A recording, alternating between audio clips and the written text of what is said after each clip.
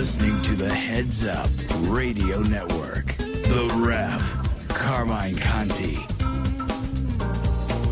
And welcome to another exciting day of the Ref right here in the Lake City, the city by the lake, Coeur d'Alene, Idaho. If you are not familiar with it, I can tell you it's located between Montana and Washington, and that's all you need to know, because we don't want you coming here.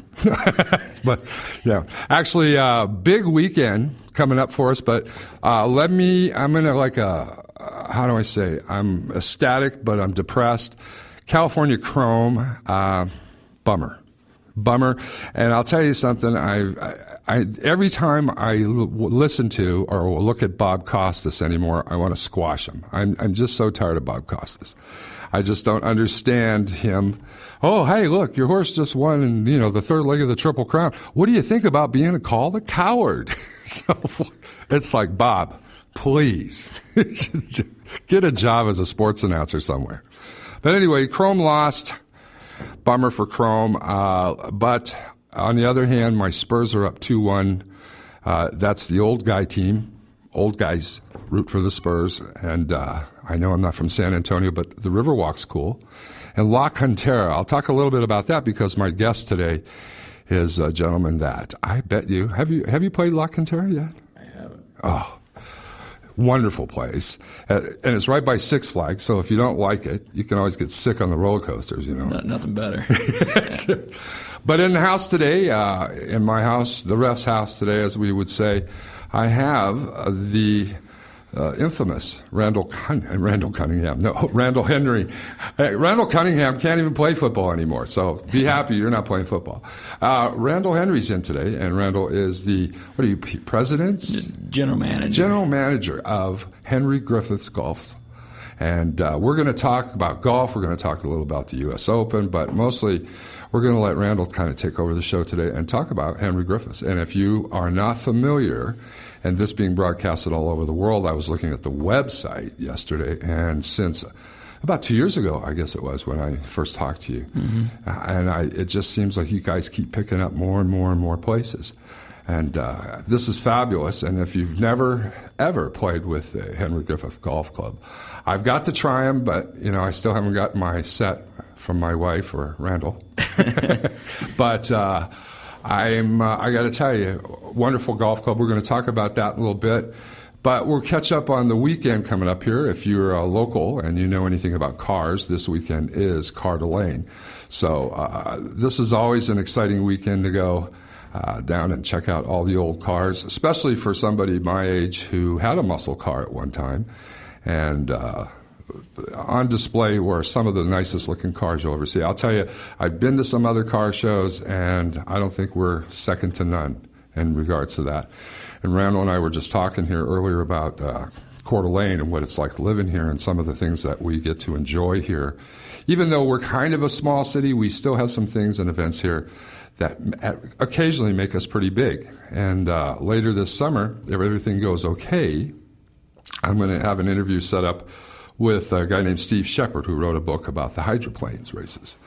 And Steve and I are going to sit down and reminisce, since hydroplanes were, I think it was 69 or 68 or 69 was the last year they had it. And now they brought them back here last year, but we're trying to fight to get them back in here. It's like we're having to petition and try to get things passed so we can have those big boats on the lake. And if you've never seen a hydroplane and you're close to Coeur d'Alene or want to come visit, it's Labor Day weekend. So make sure you come by and check out the hydros. We have some beautiful golf courses here.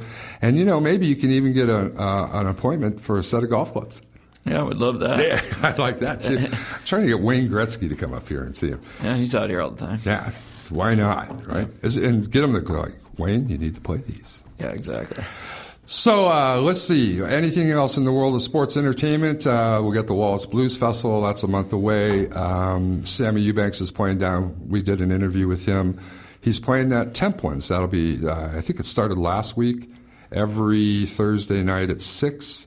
They play down by the water down there at Templins in Post Falls. It's really nice. I mean, you can take the kids. You're on the waterfront, barbecue, listen to some blues. And Sammy's doing both now, a little blues, a little country. So.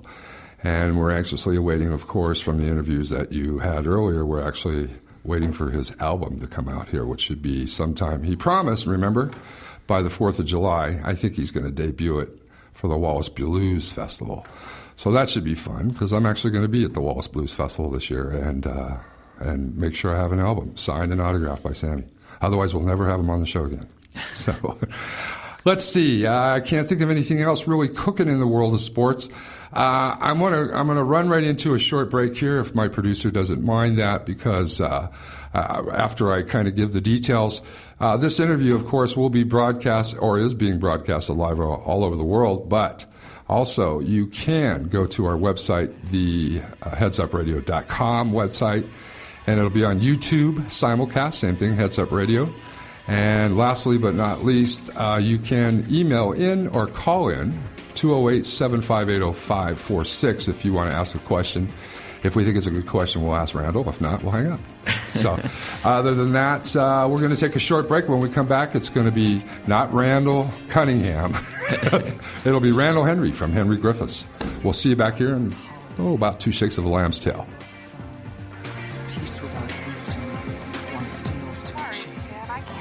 Our coffee date today. My kids are sick again, and I have a terrible headache, and medicine just doesn't seem to help. Seems like you guys are always sick. Have you had your house tested for mold? Come on, Jen, you know me. I keep my house spotless. There's no mold here. That's what I thought about our house. We had the same problems last year and called mountain mold testing. They came right out and inspected our whole house for mold. Really? What happened? Well, mountain mold testing took air samples, and the lab test showed that we were breathing dangerous, invisible mold. We got the mold cleaned up, and now we don't have any more wheezing, headaches, or congestion. They gave us our health back. Mold can cause numerous health problems, including allergies, chronic headaches, asthma, and lung infections. Children, pregnant women, and the elderly are especially susceptible. Call Mountain Mold Testing at 208-660-8877. That's 208-660-8877. Online at mountainmoldtesting.com.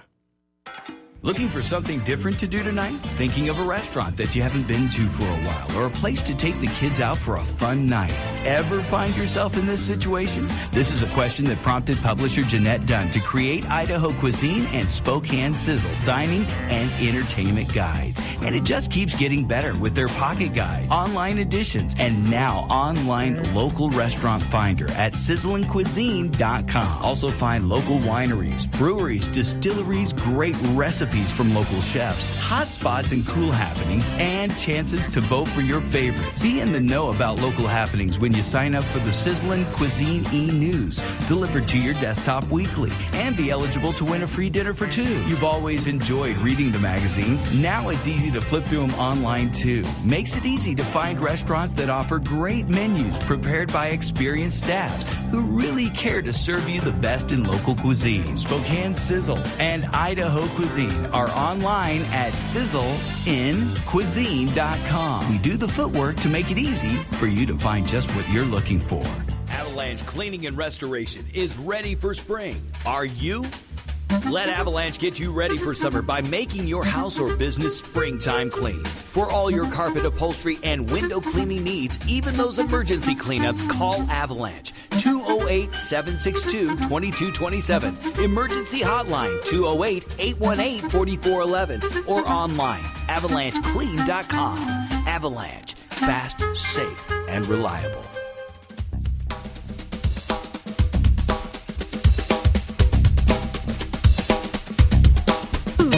Carmine Conti, the ref, here on the Heads Up Radio Network. And welcome back to the ref. Today, we're going to talk some golf today with Randall Cunningham. I cannot. Now I'm just totally fixated on Randall Henry. I just even talked to him about that on the break. Oh boy. Anyway, Randall Henry's here from Henry Grifitts, and it's a blessing. It's a feature for us here in a little tiny town. We were just talking about that. Some of the big things that we have here in this town that I would compare to any big town, like Spokane. Portland, or I guess Seattle, whatever. I mean, Seattle has hydros on the lake, and but they don't make any golf clubs there. I don't think so. Not that I know of. So we're one up on them, and we're going to talk today with Randall. We're going to talk a bunch about some of the things that and how Henry Grifitts separates themselves from some of the other manufacturers of golf clubs, and why their clubs, I feel, are very special. And then we're going to talk a little bit, of course, about Randall, and then we'll talk about his father a little bit too. We want you to tag Dad in there, just so you know. Yeah. We kind of got up on patching. Yeah. But anyway, just a side note here. I just found out that as of today, I believe it is, they're going to take the Casey Kasem, world-renowned DJ broadcaster. They're going to take him off life support today. So a few prayers go out to Casey. I mean, if you've been in this business, and I've been in the entertainment business pretty much my whole life, and whether it be sports or music, and I can remember Casey Kasem even as a young man. So prayers go out to the Casey Kasem's family and everything like that. But let's go from the sad note to a happy note. Randall, welcome. Thank you. Thanks for having me. It's great to have you here. I thought this was a perfect week. I'm glad your schedule benefited for us, and appreciate your time today. Busy guy he is. And let's talk a little bit about you at first. And you grew up here in the Lake City, and we were just kind of reminiscing about that. But let's kind of catch up on you so they know who you are a little bit. Yeah, for sure. I mean, I grew up here in Coeur d'Alene, so a pretty special place, and pretty lucky to have grown up here. Golf's been my life. You know, growing up, I've always been surrounded by golf. I've been lucky and privileged enough to get to go and experience a lot of golf things that a lot of people don't get to do. My dad started the company actually 2 years after I was born, but kind of things were cooking about the year I was born. So it's kind of been something that surrounded me my whole life. And then my dad did a lot of teaching on tour, so I got to travel around with the tour a lot as a kid growing up, getting to know a lot of the guys out on the senior and regular tour, and sure, experiencing a lot of. Now, when you were like 3, when did you get your first set of clubs? You knew that was coming, right? Oh yeah, I think I probably practiced more at 3 than I do now, unfortunately. Yeah, but you're not running a company anyway. So. Yeah, I was probably better then too. Now, did you play junior golf in a junior golf program, or just high school? I did play junior golf, kind of Washington State juniors. Right.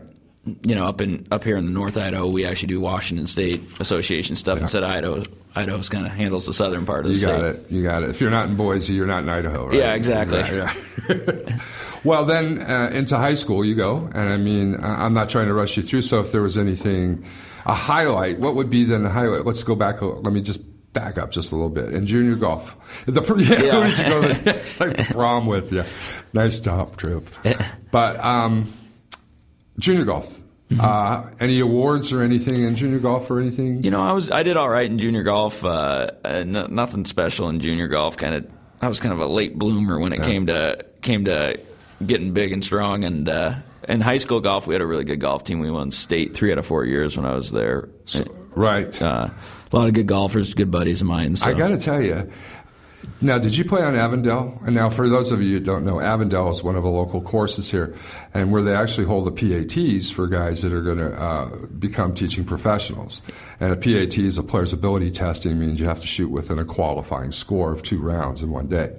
But Avondale, tough golf course. Slope is what? It's ridiculous for the length of the course and then the slope rating. Yeah, you get somebody out there that hasn't been there before. It's a tough course to get around the first couple times. How about the schools? It came up and played you guys. Oh, we knew we had them if we got them at Avondale. Exactly. Yeah, so that made it a lot easier when we hosted it one year at Avondale, and that one was the easiest year. I know I was up at Hidden Lakes when they had it one year, and everybody, well, it was terrible because we had torrential downpours and the new clubhouse wasn't done. It was just all the way around terrible for these kids.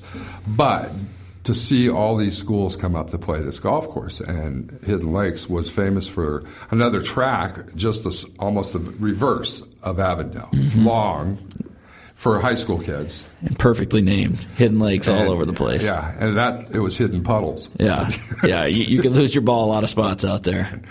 So you played in high school, 3 years successful. I mean, 3 out of 4 years you went to high school, you won state championship. Mm-hmm. Then what was for you? Then I actually started traveling around, jumped a lot from one college to another, having a great time, yeah. Just enjoying college. Got down to California, down to Arizona. No kidding. And finished at Boise State. And finished up at Boise State. Yeah. Oh, so we can't say too much bad about the Broncos, right? No. Well, they're good in my book.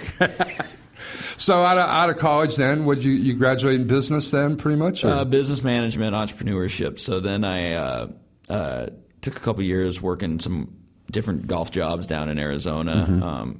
Started working for Discovery Land Corporation, which is a golf course development company doing golf operations for them. And then actually moved over to Ohio. What part of Ohio? Right outside of Toledo. It's called Maumee.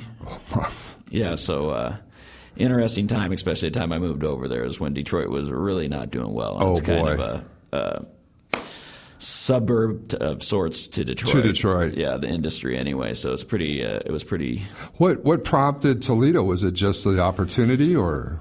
Actually, the Henry Grifitts had partnered with a company in Maumee, which is about golf simulators, which produce simulators. So I went over there and worked with the CEO, kind of hand in hand, lived at his house for about a year. I was over there, and then at that point came back here to run Henry Grifitts. Gotcha. So you had then you'd actually started working for Henry Grifitts because they were partnered with this company. I was doing both at the time. I was doing the simulators and Henry Grifitts, and I currently do that as well now. So you were single then? Yes.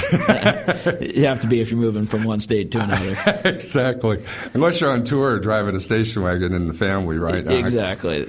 A lot of people don't understand in that business, that aspect of the business. They look at the pros, and we were talking about this a little earlier before we were on air, and it was about how tough these guys had it, and some of them were married, and some of them did drive their families from place to place, and that was their meal based on how they played. Everybody sees it now, as sponsorships, and these guys all have a happy-go-lucky life, and everybody has a Learjet, and it's not true. Yeah, it's a lot different now than it used to be, and there's not that many golfers out there that get that experience that you see on the top 100 guys. Exactly. There's a lot of guys struggling out there on the mini tours. It's a tough road. My father, I can remember telling me, it's sort of like I can remember coming home and complaining about if I had a bad round or something like that. It's like, well, my dad would look at me and he goes, there's like 5 or 6 million golfers out there. And there's about 150 of them that can play worth a hell. Yeah. He goes, so don't feel too bad. I mean, there's a lot of great golfers, but it's a whole different level. I think that's a huge misconception, is the fact of how good these guys really are. I mean, you go out and shoot 68 every time you tee it up at Avondale. Yeah. You're not touching anything that those guys are doing. Exactly. Well, and let me ask you about this, because it sounds like you did move around a little bit. You got into the golf business. Did you ever aspire to maybe play on the Hogan Tour or anything like that back? I think I could have played the little mini tours or something like that, but I knew I never had quite what it takes to do that, and I kind of saw that life of struggling to try to get there, and to me, I kind of like other things. I like being home. It's a great. If you have the talent, it's nothing's better. But there's a lot of guys with the talent. It takes a lot of mental strength as well. On top of I would imagine some of them to me look like you can almost tell that mentally you can watch. I've seen a few tournaments on TV. You can almost see the breakdown. Yeah. When it's like, I never knew I was going to get here, and now I'm here. And I'm about to choke. It's interesting, and I think it's what keeps people from maybe being on like a Nationwide or the Web.com tour now to actually getting to that next level. Right. And a lot of that comes in the upbringing. How you were brought up. There was an interesting thing done with my dad did a study with a lot of different golfers, and he was the coach, and Mickelson was involved, and Tom Lehman was involved, and it was interesting listening to Tom Lehman in that, because they were doing interviews with Mickelson, and he was saying how great he had time playing with his dad, and the same with like maybe Freddie Couples, I think, was involved, and Peter Jacobson, and all they talked about is great memories growing up playing with golf with their dad. And then Tom Lehman got on and said that he hated playing with his dad. Really? Because he felt like he was playing for his dad's love at that point, and if he didn't play good, he felt like he was letting his dad down. And then he kind of had an epiphany during the interview and said, I think this is why it took me so long to get to the level I got to. Wow.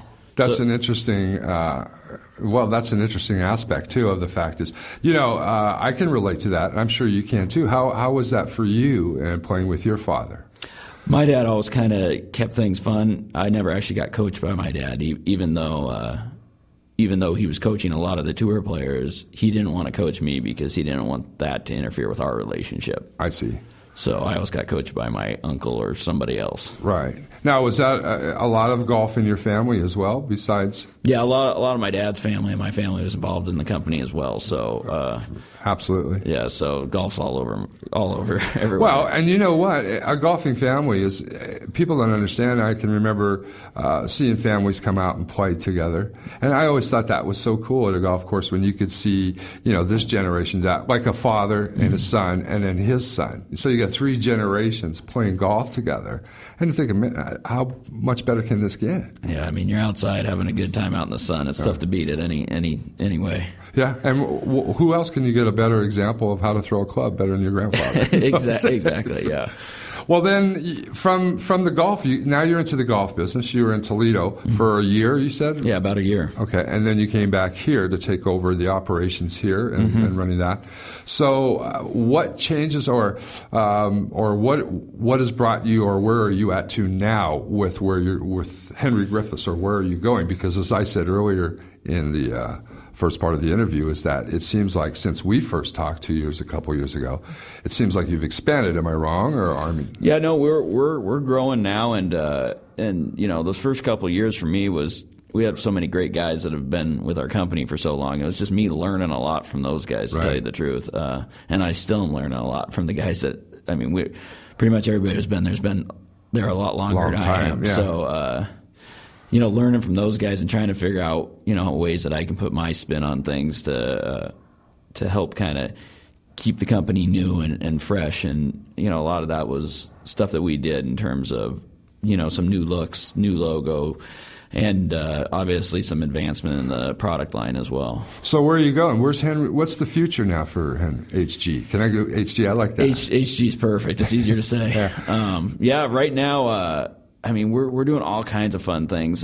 This year we're putting a big emphasis on junior golf and growing the game through junior golf and making sure that kids have properly fit equipment from the time they're little till the time they get out of high school. And I think it's so important because so many times kids get clubs that are cut down from their dad or whatever, or are just ill fit. And truthfully, it's what brings bad habits into their game and maybe makes it so they don't like the game and don't want to play it, which is the last thing golf needs right now. We need people to be excited, playing well, and things be fun. So are you guys going to put together a product line then for kids? We actually just came out with a new fitting system just strictly for juniors aged 5 to about 13. This is where the radio is supposed to go, breaking news. Yeah, no, it's we just actually introduced it a couple weeks ago. So and so far the reception's been great. Well, and for those of you out there, just as an experience that I had with it, working at Pro Golf Discount or at a golf course with La Jolla,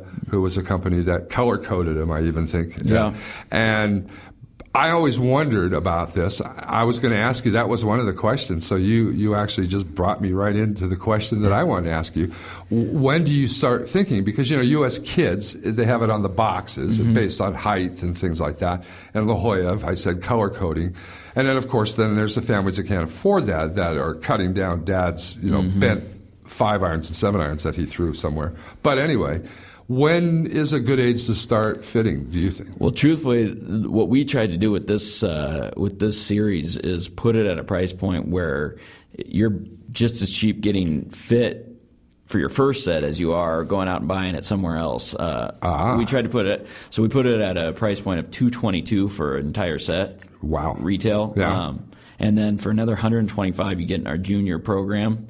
and basically you get 2 more sets. You get refit twice, so the clubs will grow with the junior as he grows. Wow. Yeah. So for $350, you can take care of your junior for probably up to 7-8 years. What a marvelous idea. So that we don't want kids not getting in it because it's too expensive, Sure. or you're scared your kid's going to grow, and you don't want to spend all this money, and then the clubs are no good a year from now. Well, that's going to be an objection from any parent. It's sort of like, okay, so after I buy this set, then how many years is he going to be able to use this before I have to put him into another set? Exactly, and this program's designed to actually grow with the junior, so he's basically taken care of. Great idea. Yeah. It's a marvelous idea because I was always curious of the fact of it's always going to be a cost. Mm-hmm. And the last course that I worked with the junior program on was at Taps Island over in Seattle side over there. And some of the parents there could afford that, of course, and some couldn't. And to me, you've solved the cost effectiveness. Not only that, now we got them in the game. Let's keep them in the game. Exactly, and that's the whole goal. And I mean, I couldn't be more excited about this product. I'm excited, and I'm not a kid. Yeah. So what else? The junior program and the junior program is a huge one for us, and then we just introduced at the same time a new offset hybrid, which we're really excited about as well.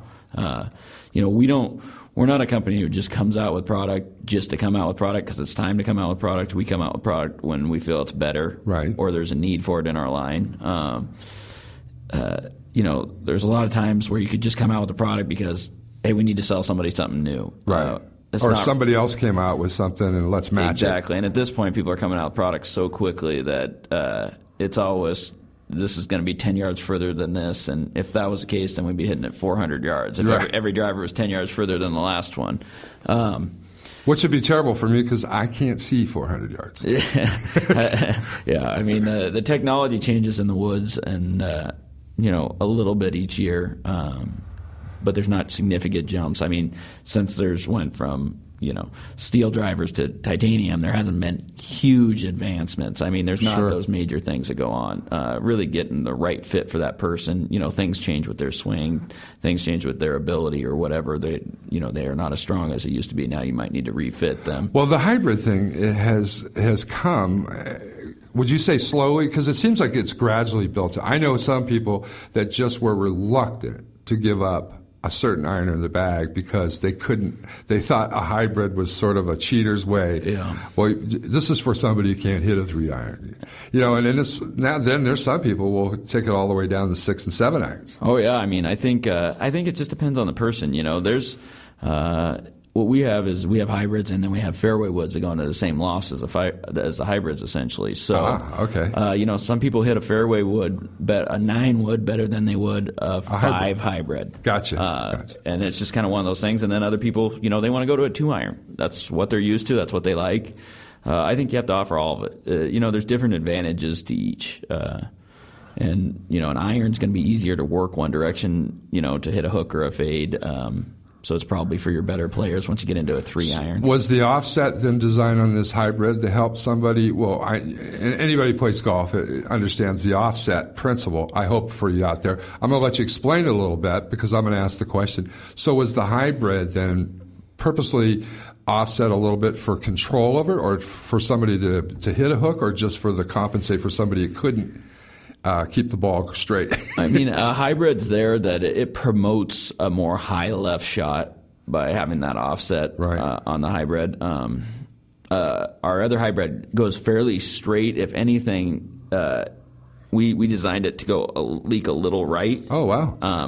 Because majority of people actually overhook a hybrid. So we needed to have both options in there. Gotcha.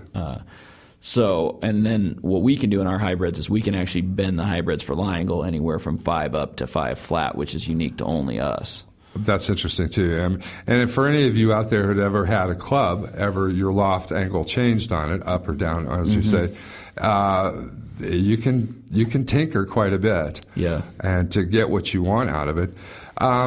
I don't want to lose track of the idea of the future of Henry Grifitts. So we got the junior program, and we're introducing a hybrid. Anything else in the works that I don't want you to give away secrets? Yeah. I mean, there's obviously a lot of stuff in the works. There's always stuff in the works. Are you part of and you sit in on that, on the design of the new stuff like that? Yep. Between Yeah, everybody on our team's pretty much involved. Well, you still get to play quite a bit of golf yourself. I mean, you're not worked too hard, are you? I can tell by the suntan that it's not killing you. Yeah, I get out. I try to get out as much as I can. It's not as much as I want, but it never is. So, well, but I mean, and you get out to play with some of the pros or other people you work with, or design people, or a whole array of people. You know. Now, are you manufacturing still in Australia? We have a plant in Australia and then one here locally. Yeah. Right. So, do you take the 14-hour cruise across the ocean much? I think I'm going to have to this year. So it's a long trip, but it's a pretty nice place down there. See your local pharmacist. Yeah, exactly. Just get knocked out on the flight. Oh man, 14 hours I always thought they should stop in Hawaii. Yeah, that'd be even if they don't need need gas. My biggest fear the first time I went there was like, this plane's running out of gas. Yeah. They better have some reserves somewhere. Can we stop in Hawaii, like a 7-Eleven there? Yeah, let me recharge. So are they doing a lot of the same stuff down there too? You get a chance? Well, have you been there before too as well? I actually haven't. I talk with them a lot. The guy who runs it down there is a great guy, good friend of mine. Who is that now? It's his name's Sean Kirschenberg. We're doing a lot of new things down there. We actually just did a program down there with the PGA of Australia, where we have a PGA of Australia club that's only set on the Henry Grifitts cart. So all PGA of Australia members can get this cart with our clubs and the PGA of Australia clubs. Oh, perfect. So it's a good mix because we're kind of a golf club company for the golf pro. More of the teaching pro or your pro that you're associated with, not the tour pro. I like that tagline, a golf club company for the golf pro. Yeah. I like that. Well, how about South America now? I mean, it's been all over the news. I don't mean to rush off from one place to the other, but I'm like one of those guys. I hear this, and it's now they're developing a tour. They got all the tour people from up here in the States. Are you guys going to move into the... We have a few good fitters down there in South America now. Already? Yeah. So... Sean kind of handles that. Our Australia plant handles some of those places because it's easier to ship to and easier for them to get to handle training and things along that nature. So we handle Europe, Canada, or all North America and Europe, and he kind of handles Asia, South America, and New Zealand. Boy, he's busy then too. Yeah. All right, and so you're going to possibly get to go to Australia this year? Yeah. And maybe even South America in the future sometimes. Huh? Yeah. They've been asking me to come down. I just haven't made the journey yet. So. Oh, shucks. Yeah. Let's see. Olympics, World Cup. Yeah. All right. I think I'll wait. 2016. I'll time it out about perfectly. Hey, listen, we're going to take a short break right now, and we'll come back here in a few minutes. We're going to talk a little bit more about the design, and then we're going to have some fun, talk a little bit about the U.S. Open and stuff like that. Sounds good. Get your opinion about it. We're talking today, and I'm not going to say it again. So we're talking today with Randall Henry here from Henry Grifitts, from HG, just for those of you out there. Listen, you're listening to Me, the Ref. I'm Carmine Conti, and you're listening to us on the Heads Up Radio Network.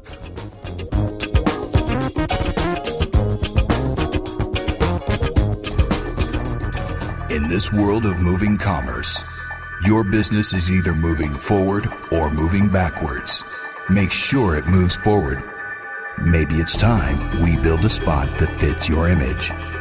Blue Creative Group takes the time needed to put together a spot you want people to hear and make it a marketing tool to drive customers to your business. With the tools and experience ad agencies and radio stations lack, Blue Creative Group will score it, voice it, and produce it, and if need be, place it on radio and TV stations throughout the Northwest.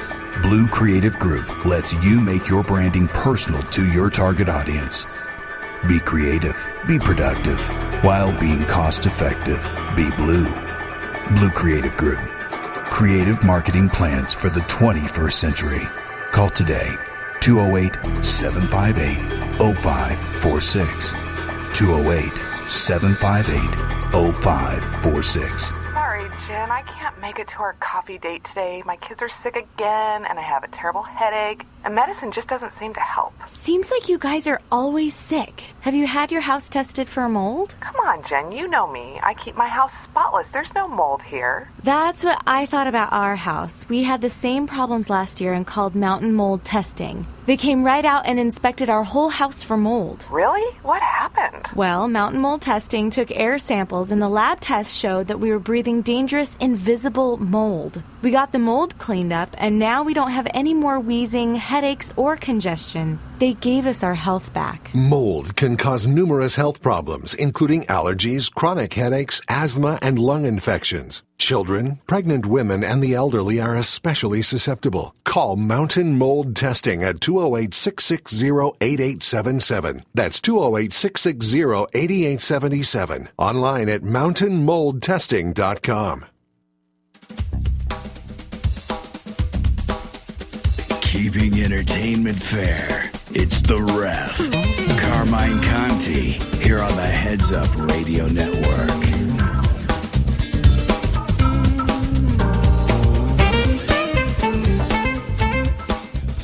And welcome back to Heads Up Radio's interview today with HG's Man of the Year, we're calling him this year, because he's going to be traveling all over the place, it looks like. Randall Henry's here with us today, and we're talking HG golf here.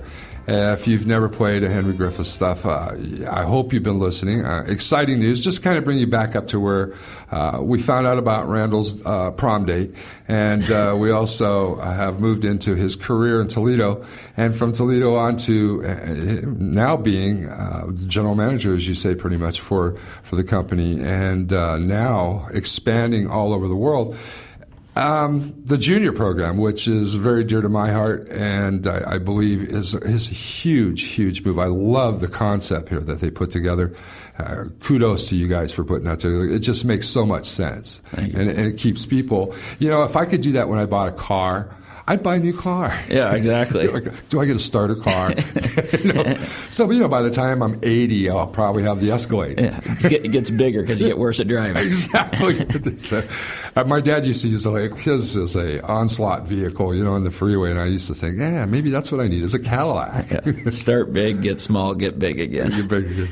So we're kind of we've moved into a little bit of where HG is represented not just, of course, here, but around the world. And you guys handle, as you said, from Hayden here, your plant here, you handle North America, Europe, and Canada as well. Mm-hmm. And now your buddy down in Australia is now handling, besides Australia, he handles everything down under. Yes. Because I guess everything is down under from Exactly. the equator. Exactly.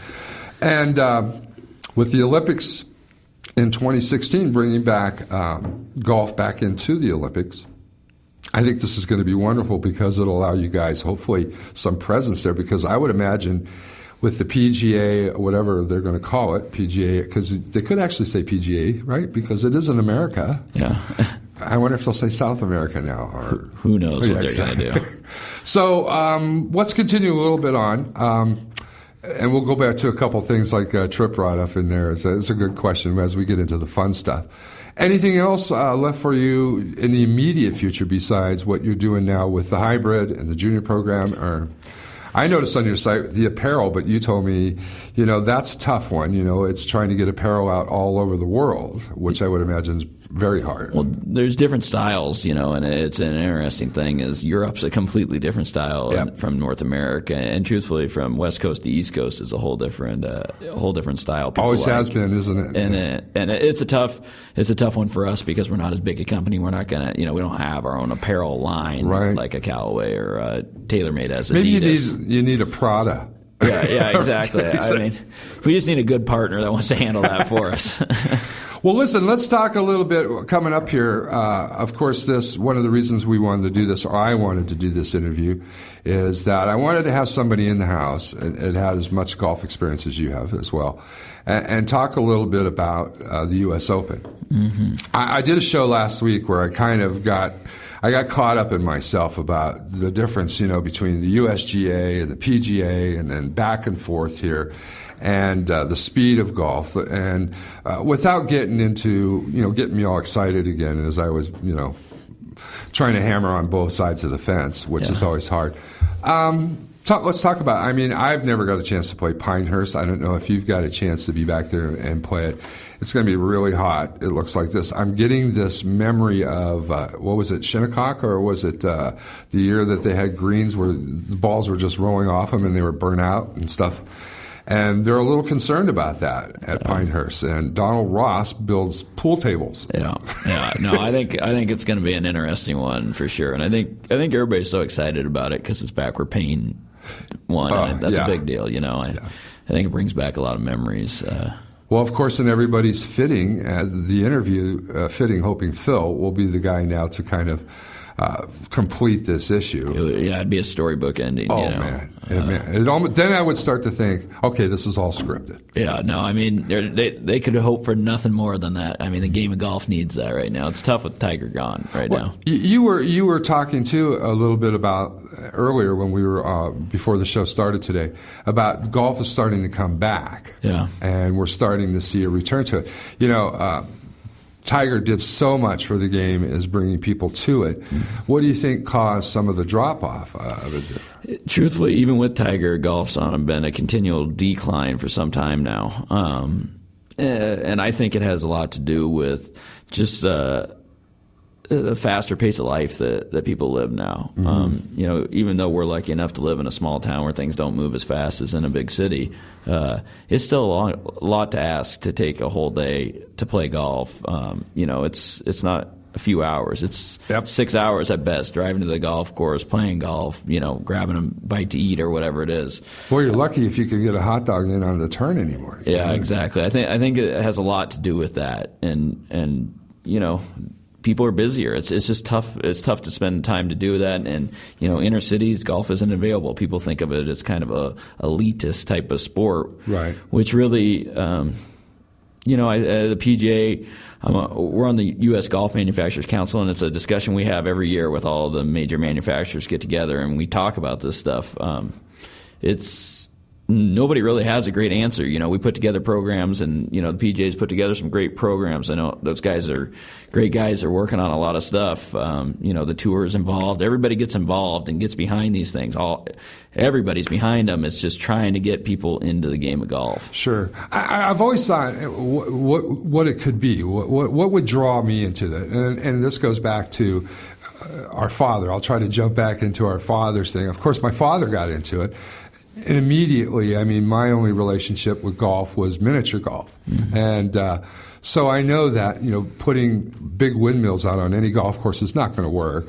But surprisingly, it's a challenge. It's the test of that challenge, you against the golf course, mm-hmm. or you against the miniature golf course, whatever the case may be.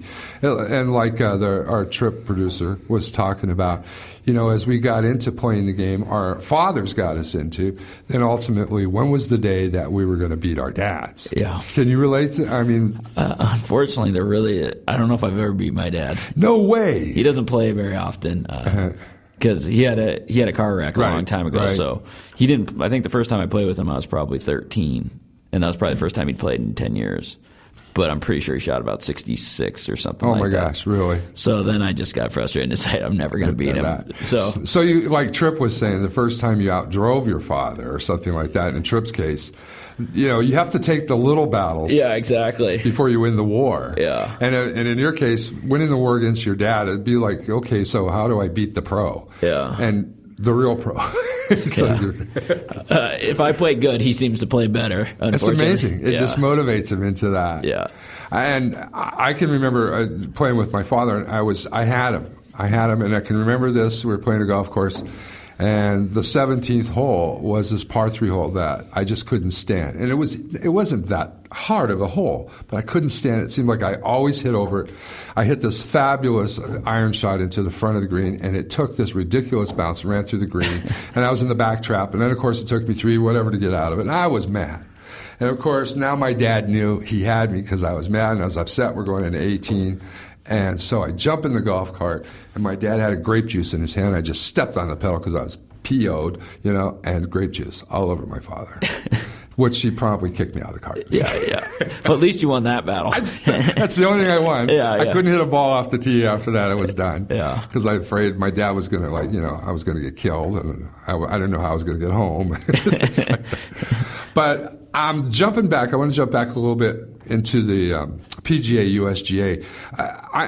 I talked a little bit about this, and I want to have your side of this as well. Is that coming from an official's background? Is that officiating, whether I'm officiating football, basketball, baseball, and I've officiated quite a few different sports. I'm just curious to why we've had so many problems with rules and things on the course. And lately, I just think there should be a referee in every group. And his call is the call. Yeah. I'm sure there's a lot of calls that have been made in Super Bowls or any big games. There's nothing bigger than a Super Bowl for those guys playing. And if a guy makes a bad call, that's it. Yeah, and the thing with golf that's a little different than other sports is really you need to call yourself. There's a lot of things that nobody can see except you. Right. And, to your point of why is golf declining, it takes forever. And these guys on tour, it takes them forever to go out and play. And I think it sets a bad example for what really golf should be. Mm-hmm. You don't need to spend that much time on every shot. And it's getting worse and worse every year. And then people grow up seeing this, and it really slows down play. But, the rules, they shouldn't have those troubles. Part of it's the HD TV, and people can see every little thing that goes on. Rules are there for a certain reason, but some of them are ridiculous if the ball moves a quarter centimeter. Sure, if there's no advantage. Exactly. Right. And the guy could have not seen that too. There's a lot of things, your ball's sitting there and you look at the hole and it moves while you're looking at the hole. Sure. There's no way for you to know that. But there's also things that there's no way for a rules official to know either. Exactly. Those are things that you have to call yourself on, and that's kind of the cool part of the sport at the same time. It's actually the coolest part of the sport. Yeah, it's a gentleman's sport. Right. You need to self-referee yourself. Right. And the whole thing about that too is most people don't realize that was really nice on my phone. Thank you very much, whoever called me. I'm not taking your call. It's the most honest sport in a lot of ways. But this thing with I watched this at the Players Championship with Stuart Rose, and to me, 15, almost 20 minutes over the decision on that ball, whether it moved or not. Yeah. And then, of course, you turn in the scorecard, and it's like, okay, we're in limbo until they get to look at it overnight. I'm just thinking, if this was, it was like, remember the Green Bay Seattle game with the joint catch and the touchdown? So we're not going to be able to decide the winner of the game until tomorrow. Yeah. No, I love the decision of the game, but it's a goofy deal. It's tough to get a good answer on that stuff. Right. Yeah. It really is because. Well, I think in any game, and listen, as an official, when you're officiating, whether basketball, baseball, or whatever, I hate to say this, but guys and coaches alike, players and coaches alike, they will try to gain an advantage any way they can. And golf is the only game that's not the case. Well, people cheat all over the place out there. Right. But you're not going to get very far as a cheater, no. and I don't think anybody on a PGA Tour level is even in the realm of thinking of cheating. To tell you the truth, if you're cheating, something's gonna trip you up well before you get to that point. I agree. I wish it was something more present because I think actually in sports. I think a lot of the problem, and I don't think people really understand with the other sports, major sports, minor sports, whatever the case may be. You might not like soccer, but we're about to coming into the World Cup here. And if you see it on TV, guys trying to gain advantage by cheating all the time. And cheaters never prosper. We knew that as kids, whether we played games, but it doesn't seem like the honesty has been left in it. And now we have to have, as you said, and I even know as well, we have to have people calling from other countries to say, look, this guy's ball moved. Yeah. And we can't have that. I understand that it's we don't want the game or somebody to get an advantage unfairly, but we can't be accepting phone calls from Great Britain on a rule, about a ball movement. And I believe they made a rule change this year, which kind of canceled that out in terms of the TV. Right. TV viewers having so much input. The USJ's got one tough job trying to keep the integrity of the game, but at the same time, giving people the ability to play golf and not make it painfully slow or painfully boring. Well, do you think it would help benefit if we? Okay, here's my. It's like the old 30-second shot clock. Mm-hmm. I mean, first it used to be the 24-second shot clock for pros. Now they've initiated it into college basketball. Then after that, and now it's even in high school basketball. Do you feel like maybe if they put a shot clock on these? I know they say they have these guys on timers, but they always. I got to tell you, from one hole to the next, it doesn't seem like Sergio sped up. Yeah, no, the unfortunate thing is they let it go on as long as they have. So now people grew up learning to play golf a certain way, and the I wouldn't care for the amateur golfer. I'd say, sure, put a shot clock on them. But for somebody who's trying to feed their family and this is how they know how to play golf, right? I think that's a tough thing to put on them. If they're not going to play as well, and they're not going to be able to provide for their family, to make a change like that is a tough deal, I think, right. At this point. You need to nip things in the butt so it doesn't get to a stage where you have to do something like that. Well, and you're right. I think by letting it go on as long as they have, I wouldn't want to be the guy it has to go up to a foursome or a twosome or threesome, whatever, and say, like, you know what, guys, you got to pick it up or we're assessing stroke penalties. Yeah. And because you automatically have become the guy that's not getting a Christmas card. Yeah. You're not on anybody's good list at that point. That's right. and I just though, but here's the caveat and the whole problem that I exist with this is that we're coming into a golf course this week, and then I'm going to ask you who you're going to pick for a winner, and we'll take our last break after that and come back and wrap it up. But these waste bunkers and then bunkers, it seems like whoever the rule officials, and Matt Kuchar was on TV blatantly yesterday and said that he thought this was going to be a huge problem throughout the tournament and deciphering, and you had even brought up when we were off here about the Dustin Johnson incident, but he felt there was going to be a huge problem, and there are so many rules and the USGA has to deal with, as you just mentioned, that there was going to be a huge problem, he thought, with these waste bunkers and bunkers. Yeah. And then constantly, here we are, stop, we wait for some guy in a golf cart to drive up because he's got it's a waste bunker. Yeah, exactly. And to me, they're already talking about 5.5 hour rounds, which is, and if somebody on TV watches that, they go to the golf course, and I know you've played with somebody like this that walks around the green to line up a putt, and I'm looking for something to throw at. Yeah, with greens that fast, it's going to be slow out there already. Yeah. So who are you looking at there? So we talked about the sentimental favorite. Yeah, I mean, obviously I'd love to see Phil win it. Right. I think everybody would. I think it's going to take a long hitter, so Phil's going to have a great chance. I really think. I think the only reason I think it's a long hitter is because the greens are so hard to hold. Sure, you got to have a shorter iron into it. I mean, I think who else has got the short game? You think maybe that Bubba? If he's on, he can play pretty good. Right. I'd say even Dustin Johnson might be in the mix. I think you got Phil, Bubba, Dustin are three pretty good picks. Dustin's in love. We're not going to see. Yeah, he's busy, but he might for the U.S. Open he might take a week off sabbatical from the love part. Yeah. Well, I see you, Paulina. Yeah. I'm sure Wayne will probably be there with her and stuff. I got a little bit of a pick on it. I'd really like to see. I'm going to go with you on the same thing. Sentimentally, Phil could win this tournament, and everybody's going to be happy. Mm-hmm. And his birthday's Monday, but I'm going to run with Kuchar. The only thing that's really holding me back with Matt is I don't think he has the distance off the tee. But he's so consistent. I mean, there's two different ways to go with this one. You got to hit the fairways too. So sure. It's a tough one to choose, I think. Or maybe have one of your new hybrid. Yeah. It's gonna run out on those fairways. You might not need driver. Hey, listen, we're going to take a short break, and then we're going to wrap this up for the day. When we come back, you're listening to Randall, and you're listening to Carmine, and you're listening to Heads Up Radio. Come on back here and catch the end of the show.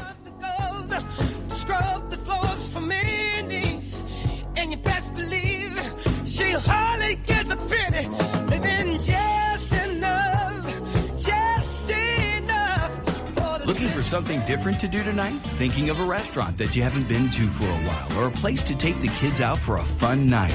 Ever find yourself in this situation? This is a question that prompted publisher Jeanette Dunn to create Idaho Cuisine and Spokane Sizzle dining and entertainment guides. And it just keeps getting better with their pocket guides, online editions, and now online local restaurant finder at sizzlingcuisine.com. Also find local wineries, breweries, distilleries, great recipes from local chefs, hot spots and cool happenings, and chances to vote for your favorites. Be in the know about local happenings when you sign up for the Sizzlin' Cuisine e-News, delivered to your desktop weekly, and be eligible to win a free dinner for two. You've always enjoyed reading the magazines. Now it's easy to flip through them online too. Makes it easy to find restaurants that offer great menus prepared by experienced staffs who really care to serve you the best in local cuisine. Spokane Sizzle and Idaho Cuisine are online at sizzleincuisine.com. We do the footwork to make it easy for you to find just what you're looking for. Sorry, Jen, I can't make it to our coffee date today. My kids are sick again, and I have a terrible headache, and medicine just doesn't seem to help. Seems like you guys are always sick. Have you had your house tested for mold? Come on, Jen, you know me. I keep my house spotless. There's no mold here. That's what I thought about our house. We had the same problems last year and called mountain mold testing. They came right out and inspected our whole house for mold. Really? What happened? Well, mountain mold testing took air samples, and the lab test showed that we were breathing dangerous, invisible mold. We got the mold cleaned up, and now we don't have any more wheezing, headaches, or congestion. They gave us our health back. Mold can cause numerous health problems, including allergies, chronic headaches, asthma, and lung infections. Children, pregnant women, and the elderly are especially susceptible. Call Mountain Mold Testing at 208-660-8877. That's 208-660-8877. Online at mountainmoldtesting.com. Support of Heads Up Radio's audio stream comes from people like you. Join the thousands that make independent radio stations like Heads Up Radio available to the public and your community. Please donate today.